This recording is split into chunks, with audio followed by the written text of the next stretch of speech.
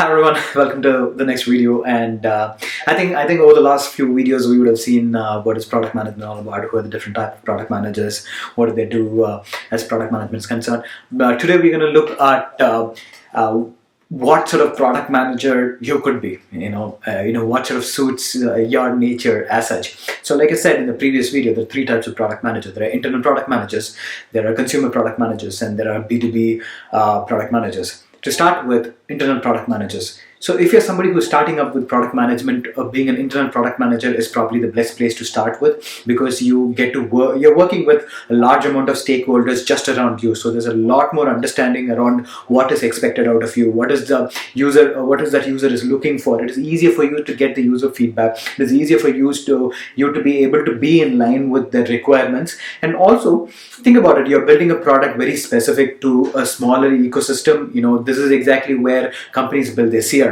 Companies build their marketing solutions and sales automation funnels. So it's this things like these gets built down here. So you get to have a lot more time spent with the stakeholders, and the culture of the company is also so familiar with you. It will be much more efficient, and also there is no big big reason for you to make a loss for the company, because it is built internally. It is not for an external audience. So there's a lot more flexibility for you to be able to sort of express yourself. So if you're somebody who's starting with product management, being an internal product manager is the best place to start with.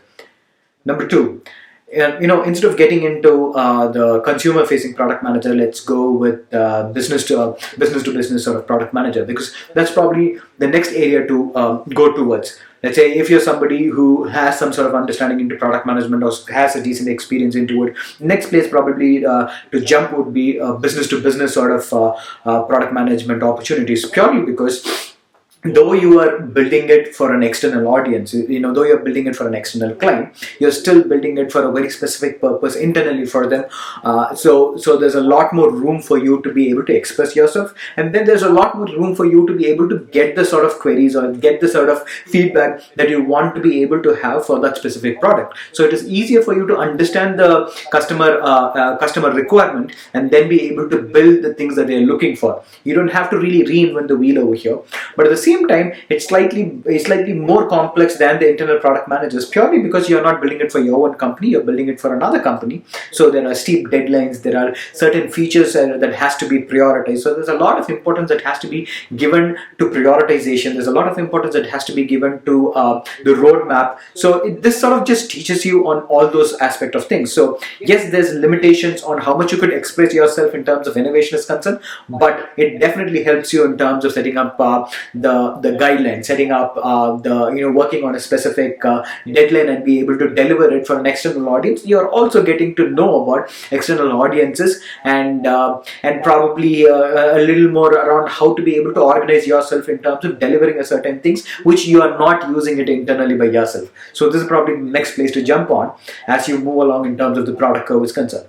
The next one that we're going to look at is the consumer-facing product managers. I think this is the most complex of the three product management roles that I was talking to you about, because now your stakeholders are completely somebody who's outside the ecosystem, which means there's a lot of things that you are assuming. There are a lot of things that you are doing a lot of market study on. There are a lot of things that you are trying to see a competitive analysis on in terms of building out your features, in terms of building out your roadmap, in terms of understanding the clients. And also there's a lot of A/B testing that has to be done. There's a lot more enterprise level discussion that has to be done in terms of understanding the requirement and prioritizing those requirements as well. So being a consumer facing or consumer facing product manager is the most is the complex of the three product managers roles that we have, but at the same time it is the most exciting one of the three as well. So if you're somebody who is really starting fresh into product management, I would tell you to start with internal product managers and then move more towards business to business product managers and then move towards consumer facing product manager. And I think this sort of just throws a light around what are the different product managers and how they would differ based on the stakeholders and where you could be able to express yourself. In the next topic, let's see something different. Looking forward to see you on the next video. Have a great day.